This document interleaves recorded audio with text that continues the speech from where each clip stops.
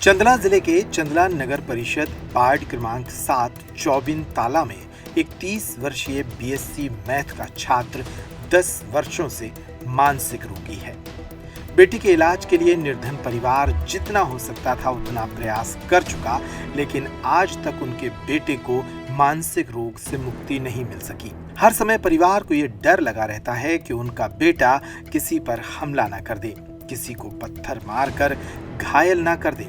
इसी कारण से माँ बाप ने उसे जंजीरों में बांध कर रखा है।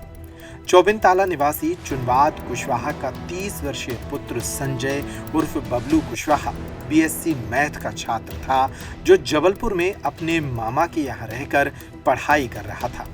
संजय के पिता ने बताया कि 2012-13 में परीक्षाओं के दौरान संजय का मानसिक संतुलन बिगड़ गया। जानकारी लगने पर उसे जबलपुर से वापस घर ले आए।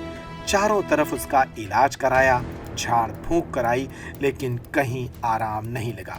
छतरपुर जबलपुर से लेकर ग्वालियर तक बेटे के इलाज में जमा पूंजी भी खर्च हो गई।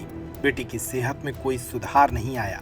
चुनवाद कुशवाहा ने बताया कि अब उनकी आर्थिक स्थिति ठीक नहीं है, इसके कारण वे इलाज नहीं करा पा रहे हैं। बेटा किसी पर हमला ना कर दे, इसलिए उसे बांध कर रखा है। ये विक्षिप्त युवक इसके पहले कुछ लोगों पर हमला कर चुका है।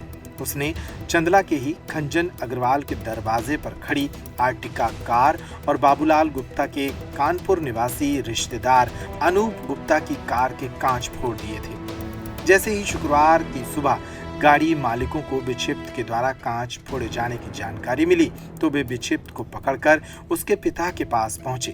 पिता से दबाव बनाकर 18,000 रुपए नगद और 6,000 रुपए का हर्जाना लिखा गया। विक्षिप्त युवक के पिता ने बताया कि उनका बेटा इसी तरह लोगों को नुकसान पहुंचाता है, जिसके कारण उसे इसकी भरपाई करनी पड़ती है।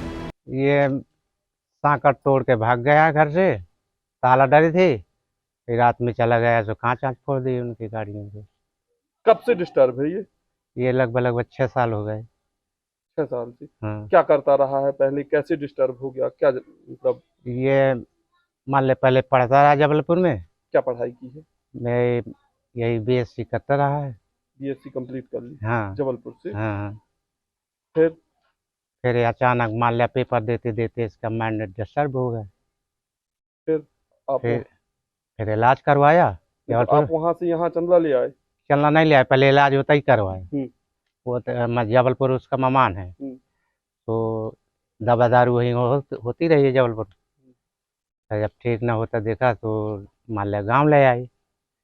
गाँव ले आने के बाद फिर मान लिया ग्वालियर ले गए। ग्वालियर में इलाज चला लगभग 1 साल। झाड़ फूंक भी करवाई, तो उससे कोई असर नहीं पड़ा है। मान लिया दिमाग सही नहीं हुआ। आप क्या करते हैं? अब किसानी करते हैं। फिर अब कहाँ ले जाने का क्या कैसा विचार अब है? मेरे पास पैसा दाम है नहीं है, मजबूरन है। अब मैं क्या करूं, अकेला आदमी गरीब हूँ। आर्थिक स्थिति ठीक नहीं है? ठीक नहीं है। फिर शासन प्रशासन से क्या चाहते हैं? अब कुछ मदद मिल जाए, सहयोग मिल जाए शासन का, तो हो सकता है ठीक हो जाए। मतलब कितने साल से ये कंडीशन है?